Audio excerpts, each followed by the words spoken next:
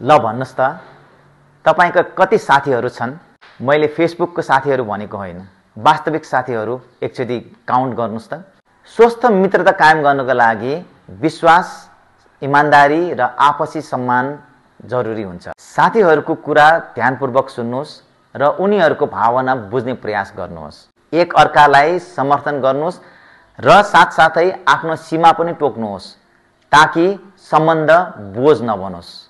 ससाना असमझदारीका कुराहरूलाई संवाद मार्फत सुल्झाउने प्रयास गर्नुहोस् र गुनासोलाई मनमा नराख्नुहोस्।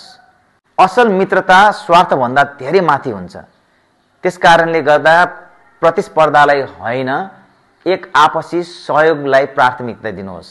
राम्रो मित्रता समयसँगै अझ मजबुत हुँदै जान्छ यदि त्यसलाई तपाईले इमानदारीपूर्वक स्याहार सुसार गर्नुभयो भने। तपाईका मित्रहरूको सम्बन्ध अझ गाढा हुँदै जाओस्, यही शुभकामना दिँदै आशा छ तपाईलाई यो कुरा राम्रो लाग्यो होला। कमेन्ट गर्नु होला।